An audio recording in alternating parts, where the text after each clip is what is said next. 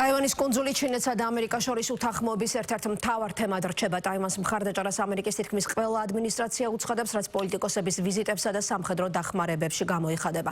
ეს ფაქტები კი ჩინეთის გაღიზიანებას იწვევს, რადგან პეკინისთვის ტაივანი ჩინეთის განუყოფელი ნაწილია. იმის მიუხედავად, რომ ვაშინგტონს ერთი ჩინეთის პოლიტიკის აღიარება ოფიციალურად გაცხადებული აქვს, ამერიკის შეერთებული შტატები უარს არ ამბობს ღიად გამოუცხადოს მხარდაჭერა ტაივანს. ეს საბოლოო ჯამში აზია-წყნარი ოკეანეთის რეგიონში ჩინეთის და ამერიკის მეტოქეობას იწვევს, რასაც პეკინი ხშირად ძალის დემონსტრირებით პასუხობს. ჩინეთმა ტაივანის ირგვლივ რამდენიმე მიმართულებიდან მასშტაბური სამხედრო წვრთნები დაიწყო. წვრთნებში ჩართულია არმია, სამხედრო საზღვაო ძალები, საჰაერო ძალები და სარაკეტო ძალები. ჩინეთის არმიაში აცხადებენ, რომ ეს წვრთნები ძირითადად ფოკუსირებულია საზღვაო საჰაერო საბრძოლო მზადყოფნის პატრულირებაზე, საზღვაო და სახმელეთო სამიზნებზე თავდასხმაზე, საკვანძო ტერიტორიების და საზღვაო გზების ბლოკადაზე, ჯარების ერთობლივი ოპერატიული შესაძლებლობების შემოწმებაზე.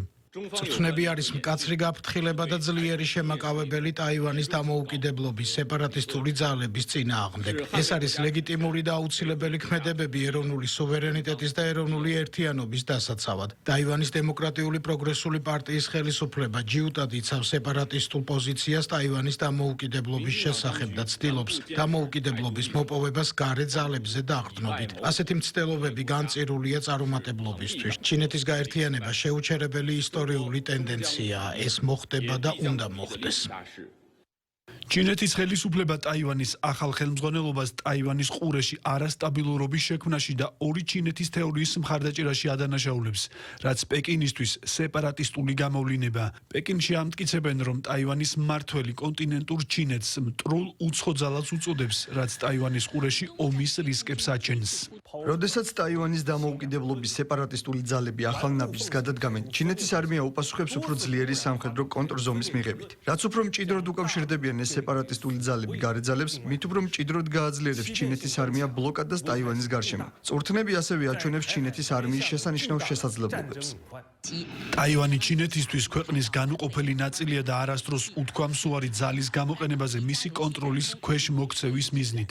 ჩინეთმა ტაივანის ირგვლივ სამხედრო მანევრების რამდენიმე რაუნდი მოაწყო მას შემდეგ, რაც შეერთებული შტატების კონგრესის წარმომადგენელთა პალატის ყოფილი სპიკერი ნენსი პელოსი ეწვია ტაიპეის 2022 წელს. ჩინეთი ტაივანის ახალ ლიდერს ლაი ჩინტეს პარაზიტად და სეპარატისტად მოიხსენიებს. ტაივანის ხელმძღვანელობა სამხედრო წვრთნებს გმობს და ჩინეთს მოუწოდებს ორიენტირდეს კორუფციაზე და სხვა შიდა პრობლემებზე რეგიონში მშვიდობის და სტაბილურობის განადგურების ნაცვლად. ჩინეთი, როგორც ამ რეგიონის ერთ-ერთი წევრი, ბოლო დროს აგრძელებს სამხედრო პროვოკაციებს ტაივანის სრუტისა და ინდო-წყნარი ოკეანის რეგიონის საერთაშორისო წყლებში. მათ შორის არის ახალი ზელანდია, ავსტრალია, იაპონია, სამხრეთ კორეა, ფილიპინები და სამხრეთ ჩინეთის ზღვა. ის ღიად უქმნის გამოწვევას საერთაშორისო წესრიგს და ფართოდ არის აღიარებული საერთაშორისო საზოგადოების მიერ, როგორც პრობლემების შემქმნელი. გარესაფრთხეების პირობებში ჩვენი ხელისუფლება გააგრძელებს დემოკრატიული და თავისუფალი კონსტიტუციური სისტემის დაცვას. ჩინეთის მასშტაბური წვრთნების ფონზე სამხედრო ავიაციის მობილიზება დაიწყო ტაივანმაც.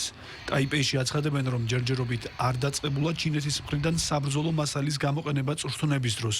კუნძულზე მეტ სამხედრო წვრთნებს ელოდებიან ჩინეთის მხრიდან და ამბობენ, რომ ტრამპის ადმინისტრაციას უნდა ჰქონდეს საგანგებო განწყობა აღმოსავლეთ აზიაში განვითარებული სიტუაციის მიმართ. ეს ეხება საერთაშორისო აუდიენციას, განსაკუთრებით ამერიკის შეერთებულ შტატებს, რადგან ამერიკის თავდაცვის მდივანმა ახლახან დატოვა ეს ტერიტორია. ასე რომ ეს არის ძალიან პირდაპირი გზავნილი მისთვის. თქვენ აპირებთ აქ მოსვლას გარკვეული პერიოდის განმავლობაში, მაგრამ ჩვენ აქ ვიქნებით როგორც სამუდამოდ. თუ თქვენ არ მიიღებთ ამგვარ ზომებს და შემდეგ უბრალოდ აძლევთ საშუალებას ამერიკის პოლიტიკოსებს ისაუბრონ თავიანთი რიტორიკის შესახებ ჩინეთის წინააღმდეგ, მაშინ ეს არ არის მისასალმებელი სიგნალი ჩინეთის შიდა აუდიტორიისთვისაც.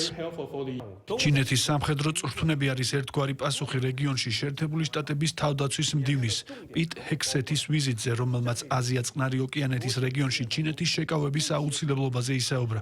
ვაშინგტონი ამ მისიაში იაპონიის როლსაც ხედავს და ქვეყანაში შეერთებული შტატების სამხედრო სარდლობის განახლება დაიწყება. პრეზიდენტმა ტრამპმა თქვა, რომ ამერიკა აღადგენს მშვიდობას ძალის გზით. პრეზიდენტმა ტრამპმა ასევე ნათლად თქვა და ჩვენ ვიმეორებთ, ჩვენ ვაპირებთ ამერიკა პირველ ადგილზე დავაყენოთ. ამერიკა უპირველეს ყოვლისა არ ნიშნავს ამერიკა მარტოს.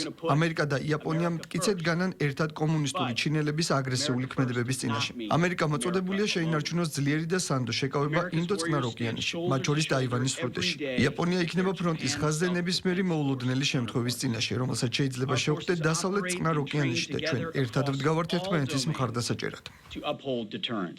შეერთებული შტატების და ჩინეთის მეზობელი ქვეყნების სამოკავშირეო ურთიერთობების ფონზე ჩინეთი ურთიერთობის გაძლიერებას რუსეთთან ცდილობს. Სამდღიანი ვიზიტით მოსკოვს ჩინეთის საგარეო საქმეთა მინისტრი ვან ი ეწვია. რუსეთს და ჩინეთს შორის პოლიტიკური თანამშრომლობის დოკუმენტები გაფორმდა. მეგობრები სამუდამოდ არასოდეს მტრები. ასეთია პეკინის ხედვა მოსკოვთან ურთიერთობაში. მინდა გთხოვოთ, რომ ჩემი მეგობრული მოკითხვა გადასცეთ ჩინეთის სახალხო რესპუბლიკის პრეზიდენტს, ჩვენს კარგ მეგობარ სი ძინპინს. ჩვენ ველით მას რუსეთში, რომ აღვნიშნოთ დიდ სამამულო ომში მეორე მსოფლიო ომში გამარჯვების 80 წლისთავი. ჩვენ ერთად აღვნიშნავთ ამ წლისთავს როგორც გამარჯვებას ნაცისტურ გერმანიაზე, ასევე გამარჯვებას იაპონურ მილიტარიზმზე. დონალდ ტრამპი შეერთებული შტატების წინა ადმინისტრაციას საყვედურობს, რომ არასწორი პოლიტიკით ჩინეთის და რუსეთის დაახლოება გამოიწვია, რაც ვაშინგტონისთვის მიუღებელია და მოსკოვის და პეკინის ალიანსის დაშლა პრიორიტეტად აქვს დასახული. რა როლს ითამაშებს ტაივანის საკითხი ტრამპის ადმინისტრაციის პოლიტიკის განხორციელებაში, ამას გლობალურ ძალებს შორის ურთიერთობების დინამიკა აჩვენებს.